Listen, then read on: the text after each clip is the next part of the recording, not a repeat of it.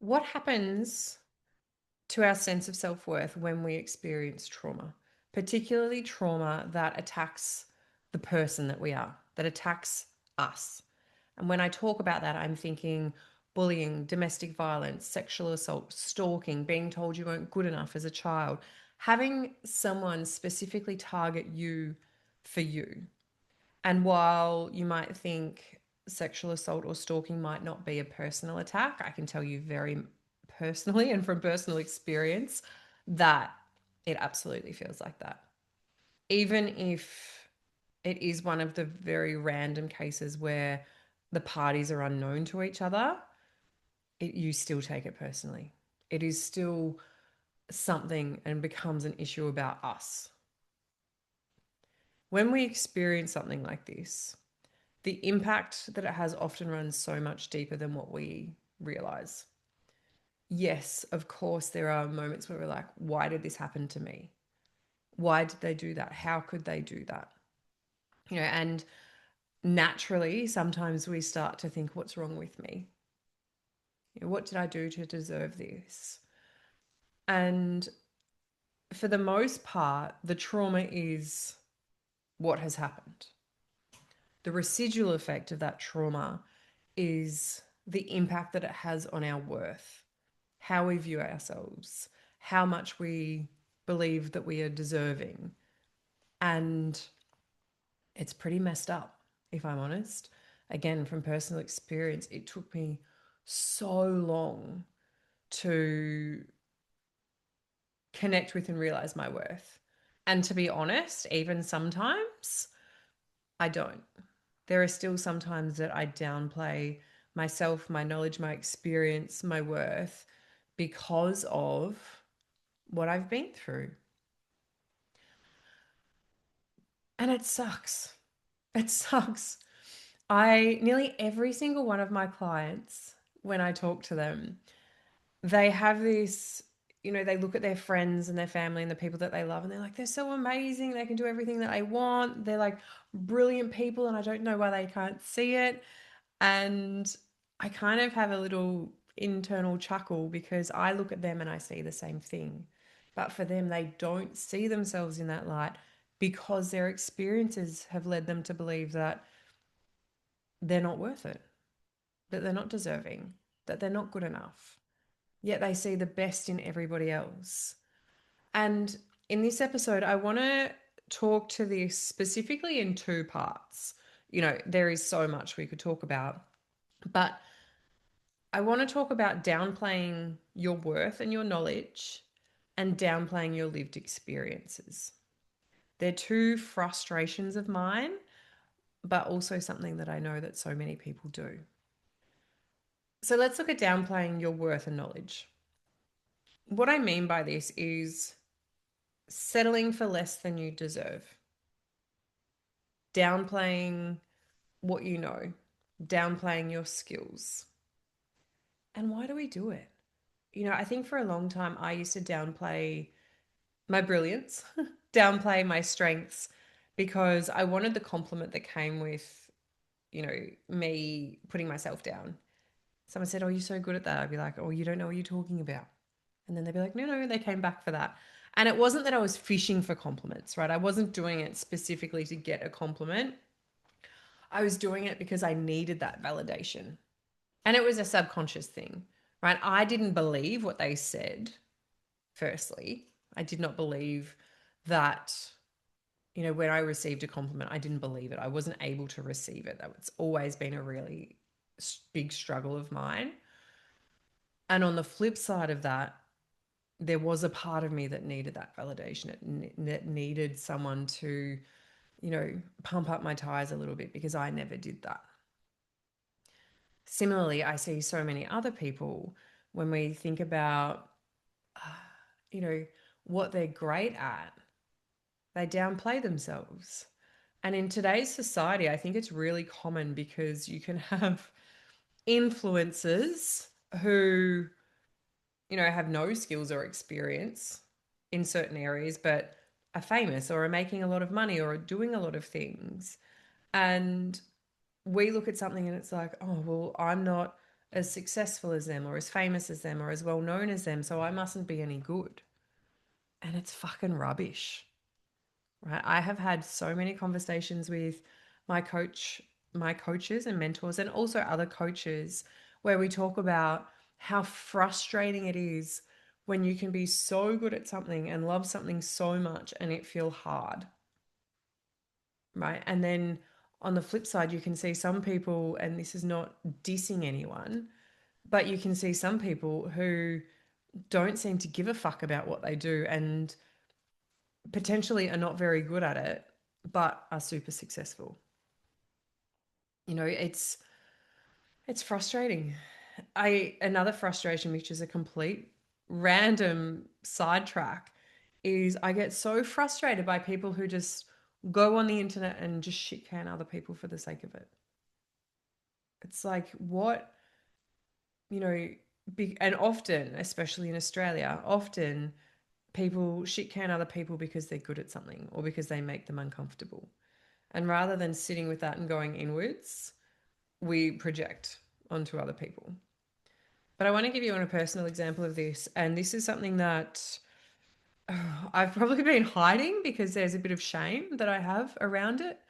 And yeah, there's shame. And I don't know, there shouldn't be, but there is.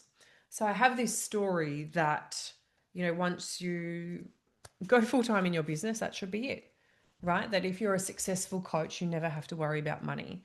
If you're a great coach, you're always going to have an abundance of clients coming in, you're fully booked, you're all of that stuff.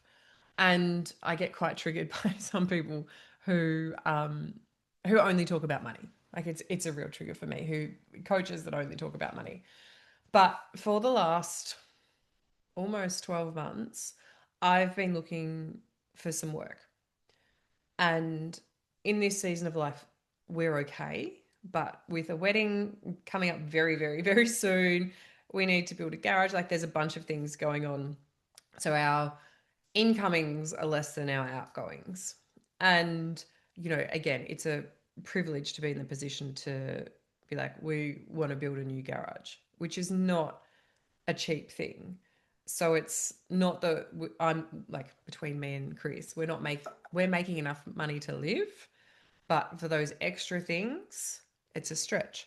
So I've been looking for work for 12 months and I've been very particular about it.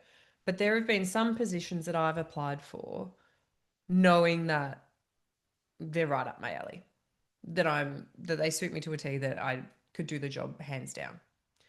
And there's a couple of those jobs that I haven't been successful in and not even getting an interview for. And I took that. There's a couple of them that I've taken personally. It's almost like why wouldn't you interview me? You know, you know me, you know how good I am at my job or how good I was at my job when I was working for someone else. And you're not even interviewing me. It's like, are you threatened? Is it me that you don't like? It's really hard not to take it personally when like when you know people. And there's other jobs that I haven't worked for their businesses or organizations or anything like that, but it's like, I can do this job. And what I noticed is I started settling. I started looking for not any job, like I've still been very particular, but jobs that pay significantly less than what I had previously earned, full-time jobs knowing that I'd never wanted to work full-time because my business is my priority. And it was getting like it was really deflating. It was really deflating because I knew that I was downplaying my worth. I knew that I was downplaying my experience. I knew that I was downplaying what I was good at and what I'm passionate about just to try and get a foot in the door. And then randomly, I had a conversation with someone that I knew, and they were like, oh my God, your skills are exactly what we need. And fast forward, in 1 week, I was offered 4 jobs, 4 positions, and one had taken a really long time. Another one was like, oh, I don't really want it, but if I need to. And the one that I have taken fits every single box. It is flexible around my business. It is doing work that I love in the trauma space. It honors my investigation skills, like is basically made for me. And the best part about this is that it was pretty much created for me because someone else saw my worth. And yes, I'm getting emotional about this. I rang Chris when I got off the phone to them and I said, it's so nice to have someone value me. It feels so good to have my skills and experience recognized instead of constantly feeling like I'm not good enough. And logically, I know that not getting a job or an interview isn't about me. It's not a personal attack. But emotionally, it's really hard to sit with that. You know, I saw another friend who I used to work with when I worked in recruitment a lifetime ago who has been out of work for 12 months. He was a HR director, incredible person, like amazing, you know, just the type of person that you want to work with. And I saw a post on LinkedIn recently where he had said that he's been out of work, he's been applying for jobs for however long, he's had one or two interviews, but all of the feedback is he's too experienced. And he was like, what the fuck? And I agree with that. It's like how, you know, and I also think back to my recruiting days where I thought the same. And it's like, why are we, how, like we're now down, we're, you know, what's the word? Limiting people because they're experienced. It's like it makes no sense, right? And when I think about this, I think a lot of it speaks to society. You know, this makes society comfortable. Us downplaying ourselves, or we downplay ourselves to make other people comfortable. We downplay ourselves because, you know, it's easier to fit in when we play small. And on the flip side, I think there are a lot of hiring managers and hiring people in hiring positions who are threatened. They're threatened by other people. And it very obviously speaks to their insecurities. But it is so ridiculous that they are basically limiting their organization or not supporting their organization by bringing on someone that has these incredible skills. And you know, it's not only in a work situation. I just use that because that's been my personal experience recently. And it was like, you know, I didn't think that I had ever I didn't even realize that I was downplaying my skills and downplaying my experience because, you know, it was just getting really tedious. But we do it in everyday life, right? When we have conversations with people, we downplay what we know. When someone appears to be an expert and we may not necessarily agree, we don't speak up because we don't want to upset the apple cart. And it really sucks. So I have a question for you, and that is, where are you downplaying your worth or your knowledge as a way of fitting in? Where are you downplaying yourself as a way of fitting in? Now I want to move on to the second part, downplaying your experiences. And by this, I mean personal experience. And one of my biggest frustrations as a coach, and if you've been here before and for a while, you will have heard me speak about this before, and I'm totally fine to repeat this every single day if I need to. But so often we downplay our personal experience, we downplay our trauma, we downplay our situation because someone has it worse, or because we feel like we shouldn't talk about it. We shouldn't feel a certain way because who knows? Who knows why? You know, I used to have, and when I used to train a lot for CrossFit, one of my coaches, and he's amazing, you know, he has built and created some incredibly elite athletes and, you know, is such an incredible person. But when I was in the thick of my depression, like the worst period of my life, I was still training was the one thing that kept me sane. It also kept me alive, I believe. I spent like my whole days at the gym, and there were days where I was just, you know, scraping myself up off the ground. I was so sad, so depressed. And I'd go and he'd ask how I was, and because I'm not very good at lying, or at that stage I couldn't, I'd be like, I'm not great. You know, things are pretty shit or whatever. And he's like, yeah, but there's always people that are worse off than you. I'm like, yeah. And it was kind of like, I get it to a sense. It's kind of like, put it aside, get your ass up and start training. And it's also that mentality that can be really harmful for us, especially people who have experienced trauma that are trying to heal from it and grow past it, right? Because we get in this mindset of, oh, my experience wasn't so bad, so I shouldn't complain about it, or my experience wasn't so bad, so I should be grateful. And I had a client call recently where this exact thing came up, where she said, oh, like, it's not that I'm not grateful and I feel like I shouldn't say this. Like, I had a good life, but at the same time, it wasn't good. And you could see that discomfort with her speaking and acknowledging that parts of her life hadn't been good. And I was like, why can you not be grateful for what you had and also still acknowledge that some of it was really hard? Because she's used to downplaying her experiences, because there are other people that have it worse off. And if you're going to play that game, you're always going to lose. There is always going to be someone who has it worse, who has harder experiences. But their experience is not yours, right? Their experience is not yours. The worst thing to happen to you, and the hard times and the challenging times and the rough times, are exactly that. They are the hard times and the difficult times and the challenging times and the worst things to happen to you. It's not about anyone else. And as long as you continue to minimize your experience and the impact that it had on you, the longer you are going to prolong your healing. You're going to prolong your self belief. You're going to prolong your worth, because you're continually stuck in this cycle of, oh, it's not as bad as them, so I should just shut up and be grateful. Sorry, what? You know? And again, I talk about my the things that have happened to me, and they were horrible and they were horrific, and at the same time I still had a pretty good life.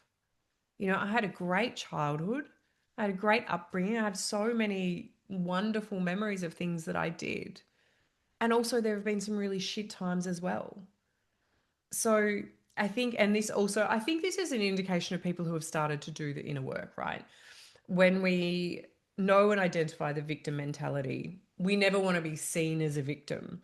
So then we sometimes, again, pull back because it's like, oh, I don't want someone to think that if I'm talking about this, that I'm a victim. Talk about your experiences. That's the only way you're going to be able to move past them. Don't minimize it just because someone else has it worse. And you can hear that I'm frustrated and see that I'm frustrated because it happens too often. Sure, sometimes we do over dramatize, or something feels a lot bigger than it might be. And so you can kind of move past that. It's like, okay, I've been there, I've done this, I've seen this, let's move on. But there are also going to be things in your life where it's like, was actually really shit. That impacted me more than I realized. Right. And that for me, like, is probably the bullying. For me, I kind of downplayed that. I was like, oh, it doesn't matter. It wasn't as bad as being raped, or it wasn't as bad as being in a violent relationship, it wasn't as bad as being stalked. And in those moments, it wasn't. And it doesn't seem as significant. But the impact that has had on me probably runs deeper than all of the big, in air quotes, things that have happened to me. And I downplay that for so long. It's like, oh yeah, and I was bullied. And then I look at all of my limiting beliefs and all of my, like, the way that I doubt myself and all of that. And that all relates to being bullied. You know, the other things were kind of just an additional layer that I had to work through to get to that. And the thing that frustrates and annoys me about both of these situations, so when people downplay their worth and their knowledge and their skills and downplay their personal experiences, is they're settling. You're settling. You're telling yourself that you don't deserve something or you're not good enough for something. And it's based on someone else's opinion. It's based on what someone else is doing, what someone else has experienced. And I don't know when we get to the point where we realize that what we can do is not attached or tied to what anyone else is doing. It's not attached or tied to what anyone else says. There are so many people out there who have been like, and I've heard it, they told me that I couldn't do it, so I knuckled down and I did it. And I love that. I just, I also, it makes me sad that we don't live in a society where we're encouraged to promote ourselves. We're encouraged to talk about our strengths, where we're encouraged to own our experiences. I hope one day we get to that point. But it also feels like sometimes there's like, until you've made it, you're not allowed to do that. And it's like, what does that even mean until you've made it? Right? Have I not made it because I'm now taking up some other work, which is actually like so aligned with my business? Like, it's ridiculous, you know? And of course it does. It just adds a different and adds another layer of depth and skills and experience to me. But for some fucked up reason, I have in my mind that, oh no, you shouldn't look for work from someone else. No, don't consult to someone because you should only be coaching. And it drives me nuts. We have these narratives, and you see it in network marketing all the time, where it's like you have to do it this way, and if you're not going to be successful. And I've worked with a number of clients who work in network marketing, and you can just see it. Like, you can see it draining the life from them because they start questioning their worth and their value because success has been described a certain way. So, I have some questions for you if you're prepared to do it. And that is, where are you downplaying your worth and your experience? Where are you minimizing your personal experiences? And where is it time for you to claim your truth? Where is it time for you to claim and take responsibility and ownership of your truth? Three big questions, and they're going to be super, super supportive.